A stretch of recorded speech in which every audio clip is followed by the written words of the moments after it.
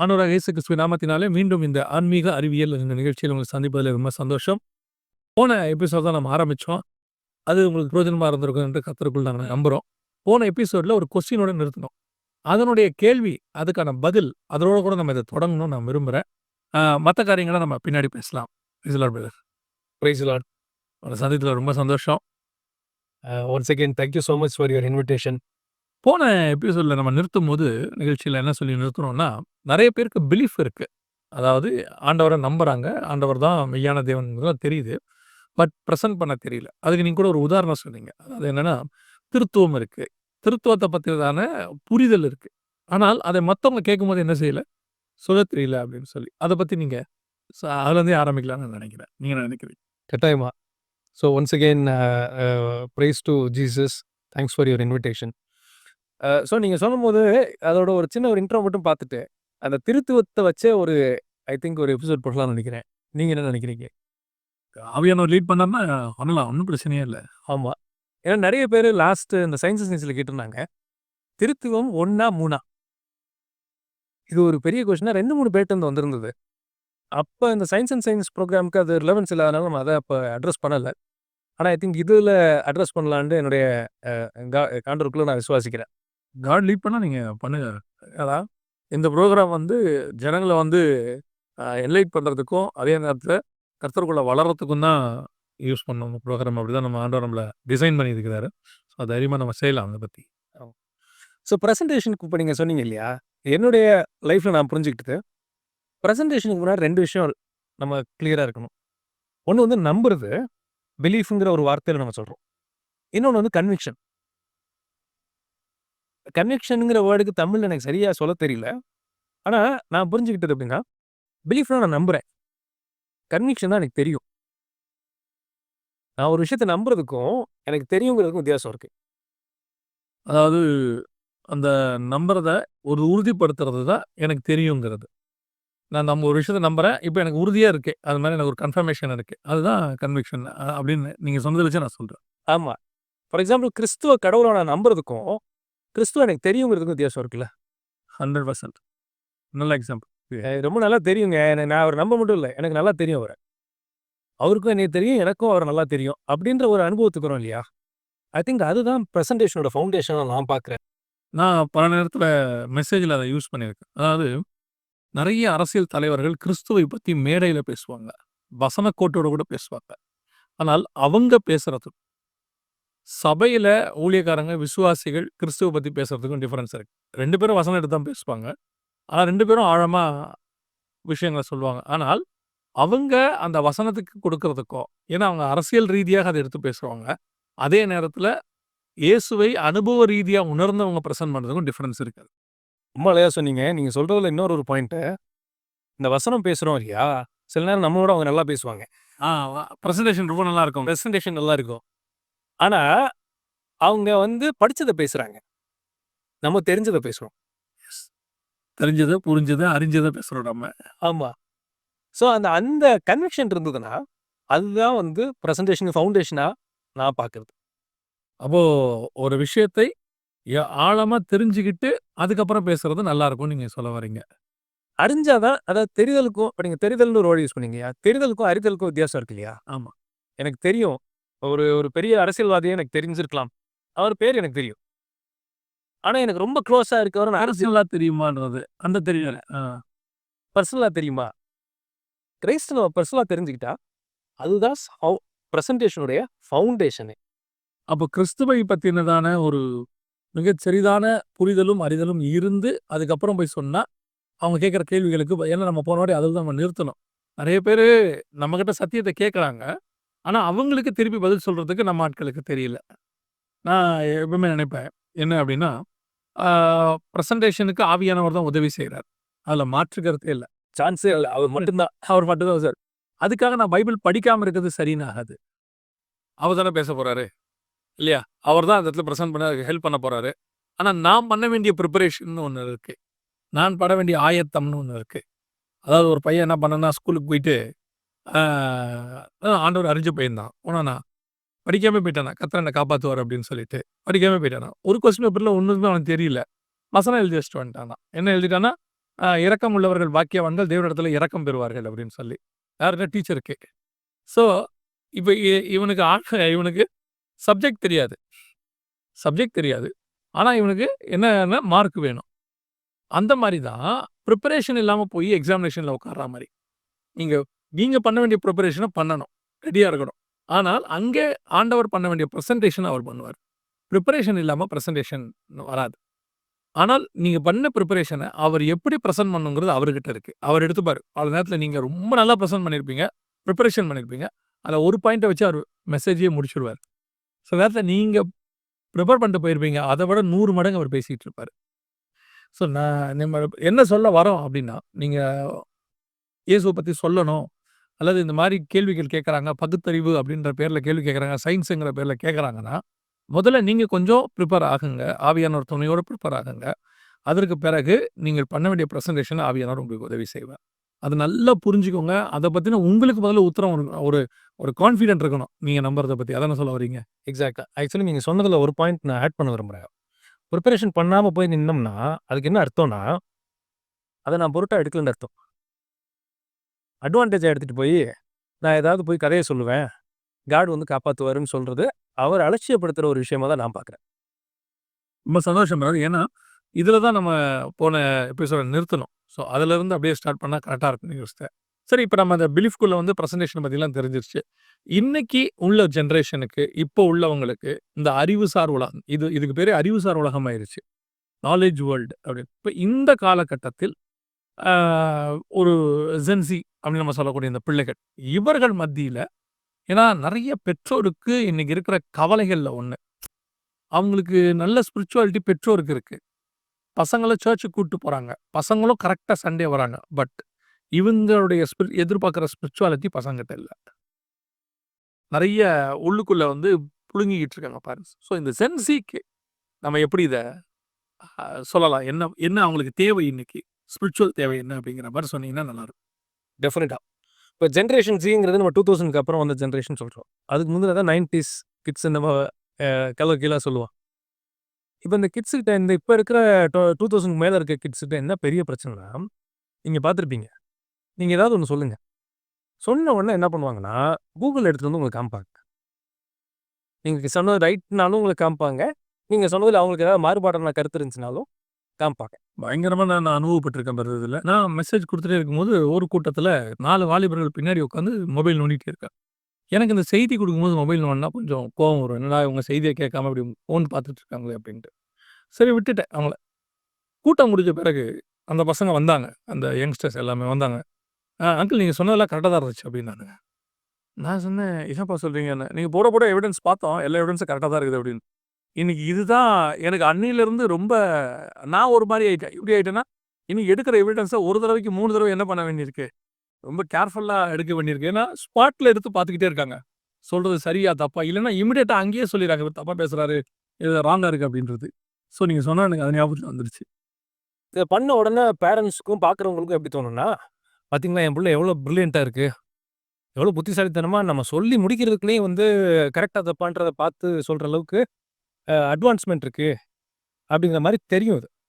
Actually இது அட்வான்ஸ்மென்ட்ன்னு நமக்கு இருந்தா கூட அட்வான்ஸ்மென்ட் மாரி தெரிஞ்சா கூட, இதில ஹிட்டனா ஒரு பெரிய ப்ராப்ளம் இருக்கு.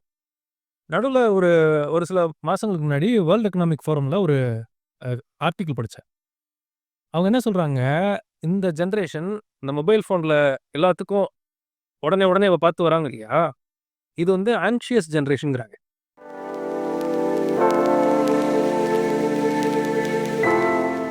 All of a sudden, it's as though someone turns on a light switch and the levels of anxiety and depression skyrocket, especially in girls.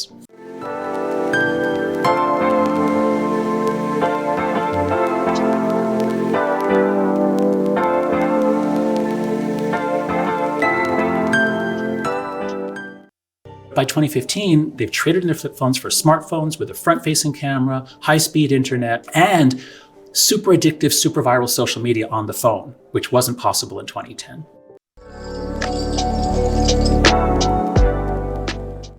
No smartphone before age 14, or high school in the United States, but age 14. No social media until age 16. Social media is wildly inappropriate for children. Talking with strangers, getting addicted. Okay. ஆன்சைட்டிங்கிறது ஒரு problem. அது மைண்ட்ல இருக்க ஒரு problem. இந்த மொபைல்ல ஒவ்வொரு விஷயத்தையும் இவங்க வெரிஃபை பண்ணி பார்க்க உடனே அவங்களுக்கு ரிசல்ட் தெரியணும். சுவிட்ச போடணும்னா அவங்க நடக்கணும். இமிடியேட்டா உடனே வந்துடணும் அது. உடனே வந்துரணும். ஒரு நாள் மொபைல புடுங்கிட்டீங்கன்னா அவ்வளோதான். ஒரு நாளா? 1 மணி நேரம். நீங்க ஒரு நாளைக்குலாம் போகாதீங்க. இப்ப இருக்க ஜெனரேஷனுக்குலாம் 1 ஹவர் ஃபோன் இல்லாம இருக்க முடியாது. அந்த இடத்துக்கு அவங்க ஆயிட்டாங்க. கிளாஸ் ரூம்ல ஃபோன் யூஸ் பண்ணக்கூடாதுன்னு சொன்னாலும், அவன் தெரியாம யூஸ் பண்ணணும்னு தான் நினைக்கிறானே ஒழிய, அத யூஸ் பண்ணாம இருக்கக்கூடாதுன்னு அவன் நினைக்க மாட்டேங்கிறான். இப்படி சொல்றான். யூஸ் பண்ணாம இருக்க முடியல அவங்களுக்கு. முடியல அவங்களால. அடிக்ட் எல்லாம் தாண்டிட்டாங்க அவங்க. வந்துட்டாங்களா? இது ஆன்சைட்டியோட ஒரு ப்ராப்ளம். இப்ப இதுல என்ன பிரச்சனைனா, இவங்க கேட்கறாங்க இல்லையா? எதுக்கு எடுத்தாலும் ப்ரூஃப காமிங்கன்ட்டு. அதுக்கு இந்த பேட்டர்ன் ஆஃப் திங்கிங் ஒரு காரணம். எல்லாத்துக்கும் டக்குன்னு கூகுள்ல எடுத்து காமிக்கிறேன். இவங்கள தமிழ்ல இன்னொரு நல்ல ஒரு வேர்ட்ல சொல்லணும்னா, நம்பிக்கை இல்லா ஜெனரேஷன். நம்பிக்கை இல்லா ஜெனரேஷன். ஓகே. இவங்களுக்கு நம்பிக்கைங்கிறதே இருக்காது. எல்லாத்துக்கும் ஒரு ப்ரூஃப காமிக்கணும். ஆமா. வசனத்தின்படி நீங்க சொல்றத நான் சொல்றேன். அப்படி வசனத்தின்படி நம்பப்பொருள் மேல் உறுதியும், காணப்படாத மேல் நிச்சயம் தான் விசுவாசம். இல்லைங்களா? காணப்படாத மேல் நிச்சயம். இவங்களுக்கு பார்த்தா மட்டும் தான் நம்புவாங்க. இல்லன்னா அவங்க நம்பவே மாட்டாங்க இன்னைக்கு எதையுமே. அப்ப விசுவாசத்திலே இவங்க பலகீனமா இருக்கிறாங்கன்றது நான் ஸ்பிரிச்சுவலா சொல்றேன். அதே தான். நீங்க ஸ்பிரிச்சுவலா சொல்றீங்கல்ல, இத நேச்சுரலா பாருங்க. மேரேஜ் பண்ணும்போது ஒரு பொண்ணையோ, பையனையோ பார்த்து மேரேஜ் பண்றாங்க. பண்ணி வைக்கிறாங்க. இல்லாட்டி இவங்க பண்றாங்க. அது லாங் டெர்ம் ஒரு ரிலேஷன்ஷிப். 30, 50 வருஷம், 60 வருஷம் அது ஓடணும். இவங்க பார்க்கறத மட்டும் தான வச்சு நம்புறாங்க. அப்ப இவங்களுடைய டெசிஷனே கன்விக்ஷன் பேஸ்டா இல்ல. ஸ்பிரிச்சுவாலிட்டிய மட்டும் வச்சு சொல்லல. சராசரியா நீங்க பாருங்க. இவங்களோட டெசிஷன் எல்லாமே நம்பர் வச்சும், எப்படி இருக்காரு பார்க்கறதுக்கு அப்பியரன்ஸ், நம்பிக்கைங்கிற காம்போனன்ட்டே அதுல இப்ப இருக்கு. எல்லாமே சேலரி பேஸ்ல தான். படிப்பு பேஸ்ல. எல்லாமே வந்துட்டு ப்ரூஃப் பேஸ்ல இருக்கு அவங்களுக்கு. எல்லாமே எவிடன்ஸ் பேஸ்ல இருக்கு. எவிடன்ஸ் பேஸ்ல. அதனால தான் இவங்களால நம்பவும் முடியல. ஸோ நம்பிக்கைங்கிற பார்ட்டே உங்ககிட்ட அந்த அப்படி ஒரு விஷயமே இப்போ உங்ககிட்ட மிஸ் ஆகுது தொடங்கியிருக்கு. மிஸ் ஆக தொடங்குனுச்சா? தொடங்கிருச்சு. அதனால இவங்க என்ன ஆயிடுறாங்கன்னா, ஆன்ஷியஸ் ஆயிடுறாங்க. ஓகே. எதுனாலும் பார்த்தா தான் அவங்களுக்கு வந்து திருப்தி ஆகுது. இவங்க சொல்றாங்க கரெக்ட்டா தான் இருக்குங்கிற தாட் அவங்களுக்குள்ள வரல. கரெக்ட்டா அப்படின்றத ஒரு தடவ செக் பண்ணிக்கணும். செக் பண்ணிக்கணும். இதுல இன்னொரு பிரச்சனை ஆகும். இவங்க பெருசா புத்திசாலித்தனமா தெரியுது இல்லையா பார்க்கறதுக்கு, இவங்க எத வேணாலும் நம்புவாங்க. இது ஒரு பெரிய ப்ராப்ளம் பிரதர் இன்னைக்கு. அத நீங்க எக்ஸ்பிளைன் பண்ணுங்க. நான் பின்னாடி அதுல உள்ளத சொல்றேன் நான். சின்ன எக்ஸாம்பிள் சொல்றேனே. சாராயம் குடிக்கிறது கரெக்ட்டா தப்பான்னு நீங்க கேட்டா நீங்க என்ன சொல்லுவீங்க? தப்பு தான். தப்பு தானே? அதுக்கு ரிப்போர்ட் இருக்கு. அளவா நீங்க ஆல்கஹால் குடிச்சா உடம்புக்கு நல்லது. அப்படின்னு சயின்டிஃபிக் ஜர்னல் ஒண்ணு இருக்கும். அத பார்த்தா இவங்க நம்பிருவாங்க. ஓகே. அதாவது இப்ப இவங்க என்ன டேட்டா சொல்லுதோ அத நம்புறாங்க. டேட்டா சரியா தவறாங்கிற கான்செப்டே இவங்களுக்கு இல்ல இப்ப. இவங்க போன உடனே எது ஃபர்ஸ்ட் பாப்பப் ஆகுதோ, அந்த கூகுள்ல எது ஃபர்ஸ்ட் வருதோ, அத ப்ரூஃபா எடுத்துக்கிறாங்க. நம்ம சொல்றதனுடைய விஷயத்தினுடையதான ஏன் காரண காரியங்கள் அவங்களுக்கு புரிய மாட்டேங்குது. புரியாம அவங்க போய் பார்க்கும்போது அந்த டேட்டா தப்பா கூட இருக்கலாம். யாராவது ஒருத்தர் தப்பா அப்லோட் பண்ணியிருக்கலாம். அவங்களுக்கு தெரிஞ்சத தப்பா அப்லோட் பண்ணியிருக்கலாம். ஆனாலும் கூட அவர்கள் அத அவங்க ஆராய்ஞ்சு பார்க்கறதெல்லாம் கிடையாது. அத அப்படியே எடுத்துக்கிட்டு பாருங்க. இதுல குடிக்கலான்னு போட்டிருக்கு. ஏன் ஒயின் குடிச்சா என்ன தப்பு? அப்படின்ற கொஸ்டினுக்கு வந்துறாங்க. அழகா சொன்னீங்க. ஆனா அதுல இருக்க பிரச்சனை நம்மளுக்கு தெரியும். ஆமா. ஃபர்ஸ்ட் அவன் ஒயின் குடிக்க ஆரம்பிப்பான். அதுக்கு அடுத்து அடிக்ட் ஆயிருவான். அதனால அழிஞ்சு போன கூட்டம் நம்ம கண்ணுக்கு முன்னாடி எக்கச்சக்கமா இருக்காங்க. தமிழ்நாடுல ஒரு ரிப்போர்ட் சொல்லியிருக்கு. அது என்ன சொல்லுதுன்னா, அதிகப்படியான விடோஸ் ஆகுற இது வந்து பிகாஸ் ஆஃப் இந்த ஆல்கஹால் அடிக்ஷன்னால ஹஸ்பண்ட்ஸ் இறந்து போயிடுறாங்க. ஹெல்த் இஷ்யூ வந்துருது அப்படிங்கிற மாதிரிலாம் சொல்றாங்க. ஆனா இது எதுவும் அந்த ரிப்போர்ட் உங்களுக்கு சொல்லாது. ஃபர்ஸ்ட் சொல்றது. டக்குன்னு பார்த்தீங்களா? நான் உங்களுக்கு ப்ரூஃப் வச்சிருக்கேன். ஆல்கஹால் குடிச்சிங்கன்னா நல்லதுன்னு போட்டுருக்கு பார்த்தீங்களா? அந்த அளவு குடிச்சா உடம்புக்கு நல்லதுன்னு தான் போட்டிருக்காங்க. நீங்க என்ன குடிக்க வேணான்றீங்க அப்படிம்பா. இப்ப இவங்க பேசிஸே பார்த்தீங்கன்னா, எவிடன்ஸ்ன்னு பேசி இவங்களுக்கு எத நம்பணும், எத நம்பக்கூடாதுன்னே தெரியாம போயிரும். இதெல்லாம் ஒரு சைடு வந்துட்டு இருக்கு. அடுத்த பிரச்சனை. ஏஐன்னு ஒண்ணு புதுசா வருது இப்ப. Artificial intelligence. செயற்கை நுண்ணறிவு. ஆர்டிஃபிஷியல் இன்டெலிஜென்ஸ் கூட இன்னும் ஒரு 5 இயர்ஸ்லாம் இல்ல. இன்னும் ஃபியூ இயர்ஸ்ல எது ஒரிஜினல், எது விர்ச்சுவல்ங்கிற வித்தியாசமே தெரியாம போயிரும். அது எது ஆர்டிஃபிஷியல் இன்டெலிஜென்ஸ் செய்யப்பட்டது, எது உண்மையானது அப்படிங்கிற அந்த புரிதலே உங்களுக்கு இருக்காதுன்றீங்க. புரிதலே இல்லாம போயிரும். ஓகே. இத இன்னொரு வேர்ட்ல சொல்றேன். உண்மைக்கும் பொய்க்கும் இருக்க வித்தியாசமே உங்களால கண்டுபிடிக்க முடியாது. அதான் நான் அந்த வீடியோ வாங்கிட்டு வந்து வச்சிருக்கிறேன். ஃபோன் எடுத்துட்டு வந்து காட்டுறாரு. அந்த ஃபோன்ல நான் இங்கிலீஷ்ல பேசிட்டு இருக்கேன் பிரதர். நான் இங்கிலீஷ்ல மெசேஜே குடுத்ததில்ல. நான் தான் பேசுறேன் பிரதர் அதுல. இங்கிலீஷ்ல தான் பேசுறேன். லிப் வேற சிங்க் ஆகுது பிரதர். எனக்கு ரொம்ப ஆச்சரியமாயிருச்சு. நான் கேட்டேன், இது என்னது இது? நான் இது பேசலையே. நான் எங்கேயுமே இங்கிலீஷ்ல குடுத்த மாரி எனக்கு தெரியலையே" அப்படின்னு. அவர் சொன்னாங்க, "இல்ல இது ஏஐல நாங்க பண்ணியிருக்கிறோம். இப்பதான் ஒரு 2 மினிட்ஸ்க்கு வந்து செக் பண்ணி பார்த்தோம். இது வந்து சக்சஸ்ஃபுல்லா வந்திருக்கு" அப்படின்ட்டு. பிரதர் இப்ப நான் குடுக்காத மெசேஜ நாளைக்கு அவங்க யாரோ ஒரு சேனல்ல அப்லோட் பண்ணி ஒரு ராங் டாக்ட்ரினாகவோ, இல்ல ஒரு தப்பான விஷயத்த சொன்னாலோ, இதுல நம்பாதவங்கள விட நம்புறவங்க தான் ஜாஸ்தி இருப்பாங்க. இப்ப நீங்க சொன்ன மாரி உண்மைக்கும் பொய்க்குமான டிஃபரன்ஸ் வந்து இவங்களுக்கு கண்டுபிடிக்க தெரியல இப்ப. எப்படி கண்டுபிடிப்பாங்க? தெரியாது. தெரியாது. நான் அதனால ஒரு வீடியோவே போட்டிருக்கேன் பிரதர். ஒரு ஒரு என்ன சொல்றது, எச்சரிப்பு வீடியோ ஒண்ணு போட்டிருக்கேன் HLMல. என்ன குடுத்துருக்கேன்னா, எங்க HLM வீடியோஸ்ல நான் இத கூட யூஸ் பண்ணிக்கிறேன் பிரதர். HLM உடைய சேனல்ல வரக்கூடியத நம்ம மெசேஜ் மட்டும் தான் ஆத்தரைஸ்ட். ஒரிஜினல். ஒரிஜினல். இதை தவிர்த்து வேற எங்க எந்த சேனல்ல யார் போட்டாலும், அது ஒரிஜினலா இல்ல பொய்யாங்கிறதுக்கு நாங்க உத்தரவாதம் இல்ல. 10 உண்மை வரும். அதுல 2 பொய் கூட வர வாய்ப்பு இருக்கு. அந்த உண்மைய வச்சுக்கிட்டு இந்த 2 பொய்யையும் அவங்க சொல்லிருவாங்க. ஒரு உதாரணம், நம்ம சேனல் பேர்லயே HLM அப்படின்ற பேர்லயே ஒருத்தர் சேனல் தொடங்கியிருக்காரு. ஓ! அஃபிஷியல்ன்ற பேர் வச்சிருக்காரு அவரு. HLM official. நீங்க கூட அஃபிஷியல்னு வச்சிருக்கீங்க. நான் வைக்கல. HLM அஃபிஷியல்னு வைக்கல. அவர் HLM அஃபிஷியல்னு வச்சிருக்காரு. இன்னொரு தம்பி HLM உடைய வெறும் மெசேஜஸே போட்டு அதுல ஆஃபரிங் கேட்குறான். எங்க சேனலுக்கு உதவி செய்யுங்க. பிரதர் இதுவரைக்கும் நம்ம சேனல் அப்படி கேட்டதே இல்ல. நானும் பார்த்ததே இல்ல நீங்க பேசி. நம்ம இப்ப ஜனங்க என்ன நினைப்பாங்க? இத வச்சுட்டு இப்ப என்ன நினைப்பாங்க? ஆட்டோமேட்டிக்கா இப்ப இவங்களும் கேட்க தொடங்கியிருக்காங்க போல. அதனால இப்ப நான் காஷன் வீடியோவே என்ன போட்டிருக்கேன்னா, HLMல வரக்கூடியதான வீடியோஸ் மட்டும் தான். அந்த HLM04 இந்த சேனல்ல வரக்கூடிய வீடியோஸ் மட்டும் தான் நம்ம அப்லோட் பண்றது. நடுவுல எனக்கு இன்னொரு பயமும் வந்துச்சு. என்ன அப்படின்னு கேட்டீங்கன்னா, நெறைய சேனல்காரங்க பாவம் அவங்க போடுறாங்க. என்னன்னா, அவங்க சேனல் ஹேக் பண்ணப்பட்டுருச்சு அப்படின்னு. அவங்க சேனலே ஹேக் பண்ணிட்டு இருக்காங்க. யாரோ பாஸ்வேர்ட் எல்லாம் போட்டு சேனல் ஹேக் பண்ணி, இவங்க போடாத வீடியோலாம் அதுல வருது. ஐய்யய்யோ! பார்ன் வீடியோஸ் எல்லாம் வந்திருக்கு. அச்சச்சோ! நான் செக்குலர் சேனல்ஸ்ல சொல்றேன். அவங்க அனவுன்ஸ்மென்ட் குடுக்குறாங்க. இது நாங்க போடல. இது எங்க சேனல்து இல்ல. ஸோ சேனல ஹேக் பண்ற டீம் ஒண்ணு இருக்கு. இப்ப நான் அதையுமே யோசிச்சுட்டு இருக்கேன். HLMல நாங்க போடுறது, நாங்க அப்லோட் பண்றது, ஒரு தடவைக்கு 2 தடவ வெரிஃபை பண்ணிக்கோங்க. ஏன்னா இன்னைக்கு உண்மைக்கும் பொய்க்கும் வித்தியாசம். நானே பேசுற மாரி இருக்கும். வேற லாங்குவேஜ்ல வரும். ஆனா நான் பேசுனதான்னு தெரியாது. ஸோ இப்ப நம்ம வந்து கன்னடா, தெலுங்கு, ஹிந்தில HLMல போடுறோம். நான் அத யூஸ் பண்ணிக்கிட்டேன் பிரதர். ஒரு இதுக்காக. சரி சொல்லுங்க. இப்ப இதுல என்னன்னா, மனுஷனுடைய வாழ்க்கையே பார்த்தீங்கன்னா, பிலீஃப்ங்கிற அடிப்படையில தான் கட்டமைக்கப்பட்டிருக்கு. இத நம்ம முந்தியுமே லாங் பேக் பேசியிருக்கிறோம். பிலீஃப் ஆர் கன்விக்ஷன் அதுதான் ஃபவுண்டேஷன். அத வச்சு தான் நீங்க திங்க் பண்ணுவீங்க. அதுக்கு மேல தான் நீங்க திங்கிங் இருக்கும். அதுக்கு மேல தான் உங்களுடைய டெசிஷனும் இருக்கும். ஆர் ஜட்ஜ்மென்ட்டும் இருக்கும். அதனால தான் வசனம் சொல்லுது. நீதிமொழிகள் 8:14 வாசிக்கிறோம். "ஆலோசனையும் மெய்ஞானமும் என்னுடையவைகள். நானே புத்தி, வல்லமை என்னுடையது." இது இங்கிலீஷ் எப்படி இருக்குன்னா, "ஜட்ஜ்மென்ட் இஸ் மைன்" அப்படின்னு ஆண்டவர் சொல்றதா இருக்கும். ஓகே. அந்த காட் மேல, பைபிள் மேல இருக்கிற அந்த விசுவாசமும், கடவுள் மேல இருக்கிற நம்ம நம்பிக்கைய வச்சு தான், அதுக்கு மேல தான் நம்மளுடைய டெசிஷன் மேக்கிங்கே லைஃப்ல இருக்கும். ஸோ நம்ம பிலீஃப் என்னவோ, நம்ம அத தான் திங்க் பண்ண போறோம். நம்ம திங்கிங் என்னவோ, அதன்படி தான் நம்ம ஜட்ஜ் பண்ண போறோம். அத வச்சு தான் நம்ம எல்லாமே செய்ய போறோம். செய்ய போறோம். Right okay. ஆனா இப்ப இருக்க ஜெனரேஷன்ல என்ன ப்ராப்ளம்னா, இவங்க எல்லாம் எவிடன்ஸ்ன்னு பேசி, அந்த பிலீஃப்ங்கிற கோஷன்ட்டே இவங்கள விட்டு கொஞ்சம் கொஞ்சமா போயிட்டு இருக்கு. இவங்க எதையுமே இப்போ ஒண்ணு எதையுமே பிலீவ் பண்றது இல்ல. இல்ல எல்லாத்தையும் பிலீவ் பண்றாங்க. இல்லாட்டி பொய்ய நம்புறாங்க. பொய்ய நம்புறாங்க. இப்ப எப்படி பிலீவ் பண்ணணும்? எத பிலீவ் பண்ணணும்? எத பிலீவ் பண்ணக்கூடாது? எப்படி பிலீவ் பண்ணக்கூடாதுன்றத சொல்லிக் குடுக்குறதுக்கு சயின்ஸ்ல ஒரே ஒரு பேஜ் கூட கிடையாது.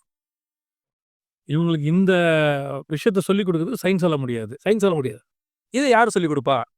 அப்படின்னா, இதுக்கும் சிஸ்டமேட்டிக் தியாலஜி தான் வேணும். ஓகே. நம்ம போன எபிசோட்ல பார்த்தோம். Systematic theology.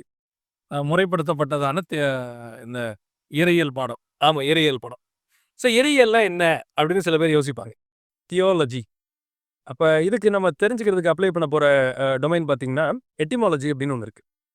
எட்டிமாலஜி என்ன அப்படின்னா, சொற்பிறப்பியல். ஒரு சொல் இருக்கு, அது எப்படி உருவாச்சு அப்படிங்கிறத தான் எட்டிமாலஜி நம்ம படிக்கிறோம். ஒரு உதாரணத்தை சொல்லணும்னா, இப்ப நாத்தனார்ன்னு ஒரு உறவு ஃபேமிலியில இருக்கு. ஆமா. சிஸ்டர் இன் லா. சிஸ்டர்-இன்-லா. சொன்னா ஒரு ஹஸ்பண்ட் இருக்காங்க.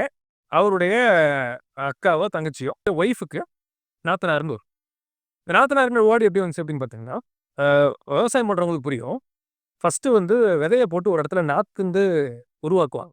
ஆமா. மொத்தமா சேர்த்து ஒரு இடத்துல இது பண்ணுவாங்க. அரிக்கட்டும்பாங்க அதுக்கு பேரு. ஆமா. அது வந்து வயல் எல்லா இடத்துலயும் அத போட மாட்டாங்க. ஒரு இடத்துல மட்டும் அந்த மொத்த விதையும் கொட்டி, அது கன்னா பின்னான்னு முளைக்கும். முளைச்ச விதைய என்ன பண்ணுவாங்கன்னா, அது பேர் தான் நாத்தும்பாங்க.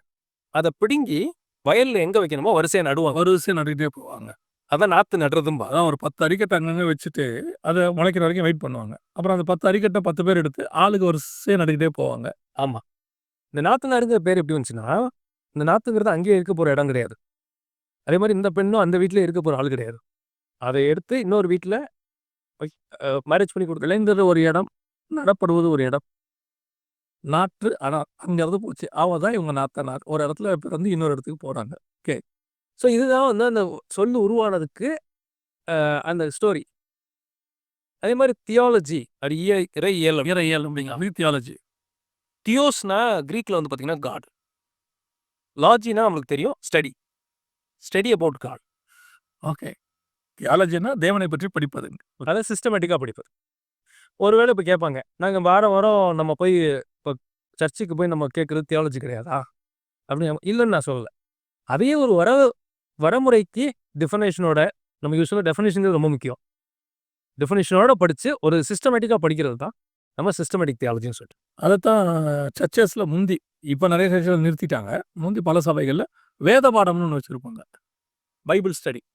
அது பல பாஸ்டர்ஸ் மேய்ப்பர்கள் என்ன செய்வாங்கன்னா, ஒரு புக்க எடுத்துக்கிட்டு, அந்த புக்க சிஸ்டமேட்டிக்கா சொல்லி தருவாங்க. அந்த புக் என்ன சொல்லுது? எத்தனை அதிகாரம் இருக்கு? எத்தனை வசனம் இருக்கு? அந்த புக்கோட மைய கருத்து என்ன? அப்புறம் அதுக்குள்ள இருக்க ஸ்பிரிச்சுவாலிட்டிக்குள்ள போவாங்க. ஸோ அதனால தியாலஜி என்றால் முறையாக தேவனை பற்றி படித்தல். அதுதான் தியாலஜி. ஓகே. தியாலஜி வந்து இப்ப நெறைய பேர் யோசிப்பாங்க. தியாலஜி வந்து ஸ்பிரிச்சுவல் வாழ்க்கைக்கு மட்டும் தானா? அப்படின்னு கேட்டா, ஆன்மீக வாழ்க்கைக்கு இல்லாட்டி நம்ம நித்தியத்துக்கு மட்டும் தான் அத படிக்கிறோமான்னு கேட்டா, டெஃபினட்டா கிடையாது. ஒரு தியாலஜி ஒரு ஸ்ட்ராங் பிலீஃப். அதாவது நான் அண்டர்ஸ்டாண்ட் பண்ணது. நம்ம குழந்தைங்களுக்கு குடுக்குற மிகப்பெரிய கிஃப்ட்ல ஒரு gift what to believe and what not to believe. எதை விசுவாசிக்கணும், எதை விசுவாசிக்க கூடாது. ஆமா. அத சொல்லிக் குடுக்குறதுங்கிறது மிகப்பெரிய விஷயம். ரைஸ்க. அருமையான line brother. Very nice line. அது அவங்களுக்கு தெரிஞ்சுச்சுன்னா, அதுக்கு மேல தான் அவங்களோட திங்கிங் எல்லாமே இருக்கும். கரெக்ட். எதை விசுவாசிக்கிறாங்களோ அதன் மேல அவங்களுடைய நம்பிக்கை, அதோடைய சிந்தனைகள், அவனுடைய தாட்ஸ் இருக்கும். தாட்ஸ் இருக்கும். அந்த தாட்ஸ்க்கு மேல அந்த லைஃபோட மொத்த டெசிஷனும் இருக்கும்.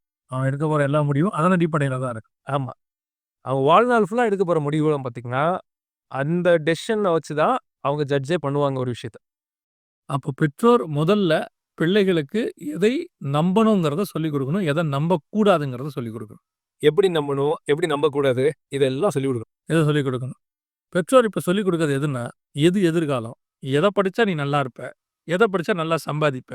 எதை படிச்சா வீடு கட்டுவ? எதை படிச்சா அமெரிக்காவுக்கு போவ? எதை படிச்சா உனக்கு நல்ல கல்யாணம் ஆகும்? இதுதான் அவங்களுடைய கட்டமைப்புக்குள்ள ஏன்னா அவங்க பிலீஃப் வந்து பணத்திலயும், வசதியான வாழ்க்கையிலும் இருக்கு. ஸோ அவங்க பிலீஃபின் அடிப்படையில அவங்க யோசிக்கிறாங்க. அவங்க யோசனை அடிப்படையில பசங்களுக்கு முடிவெடுக்கிறாங்க. அதான் நம்ம சொல்றோம். இன்னைக்கு ஜெனரேஷன் மோசம் நம்ம நெறைய புலம்புறோம் இல்லையா? அதுக்கு காரணமே நம்ம தான் ஆக்சுவலி. பெற்றோர் தான். நம்மன்னு சொல்றது, இதுக்கு முந்தின ஜெனரேஷன் இருந்த பெற்றோர் தான் காரணம். அவனுக்கு நம்ம தானே சொல்லிக் குடுத்தோம். மனி இஸ் எவ்ரிதிங்கிறத யாரு சொல்லிக் குடுத்தா? இந்த சமூகமும் அந்த பெற்றோரும் தான் சொல்லிக் குடுத்தாங்க.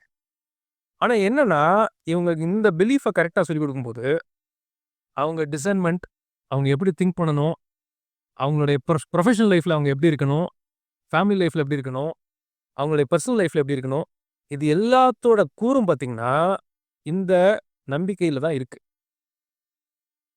அத சொல்லிக் குடுக்குறதுக்கு ஒரு டிசிப்ளின் தான். இல்லாட்டி அத சொல்லிக் குடுக்குற ஒரே டிசிப்ளின் தான் தியாலஜி ஆர் இந்த மிகப்பெரிய வேதாகமம்ங்கிறது. இப்போ நானு அப்படியே 100% ஏத்துக்கிறேன். எனக்கு மாற்று கருத்தே இல்ல. பட் இத பெற்றோர் அந்த பிலீஃப வந்து சொல்லிக் குடுக்கணும் அப்படின்னு சொன்னா, முதல்ல அவங்களுக்கு அது மேல பிலீஃப் இருக்கணுங்க. இல்லையா? ஏன்னா இவங்க they are all Christians. But they are not spiritual people. They are all religious people. இங்க அதுதான் இப்ப பிரச்சனையா இருக்கு அப்படின்னு நான் ஃபீல் பண்றேன். பெற்றோர் தங்கள் பிள்ளைகளுக்கு ஞாயிற்றுக்கிழமை ஆராதனைக்கு போகணுங்கிற ஒழுங்கு சொல்லிக் குடுக்குறாங்க. மத்த 6 நாட்களும் உலகத்தோடு கூட போராடுவது எப்படின்னு தான் சொல்லிக் குடுக்குறாங்க. எனக்கு சொன்ன அந்த வேர்ட் நல்லா ஞாபகம் இருக்கு. "படிக்காட்டி நடுத்தெருவுல நிப்ப" அப்படிங்கிறது எனக்கு நல்ல ஞாபகம் இருக்கு. நான் இப்பவும் படிப்புக்கு எதிராளி அல்ல. படிப்பு இருந்தாலும் நடுத்தெருவுல நிக்கிறவங்க நெறைய பேர் இருக்கிறாங்க. ஆனா இயேசு இருந்தால், தேவன் இருந்தால் நடுத்தெருவுல நிக்கிறவன் ஒருத்தன் கூட இல்ல. இல்ல நீங்க ரொம்ப ஒரு முக்கியமான பாயிண்ட் சொன்னீங்க. கிறிஸ்துவுக்குள்ள ஒருத்தர் இருந்தா, அவங்களுக்கு எப்படி திங்க் பண்றதுங்கிறது கரெக்ட்டா இருக்கும். எப்படி ஒழுங்கா திங்க் பண்றதுன்னு தெரிஞ்சா, அவன் எடுக்கிற டெசிஷன் கரெக்ட்டா இருக்கும். இந்த படிப்பு சொல்லிக் குடுக்குமா? டைவர்ஸ் பண்ணிட்டு போக்கூடாதுன்ட்டு. படிப்பு தான் சொல்லிக் குடுக்குது டிவோர்ஸ் பண்ண சொல்லி. அறிவு வந்துருச்சுங்கிறான். நல்ல வேளை எனக்கு அறிவு வந்து டிவோர்ஸ் பண்ணேங்கிறான்.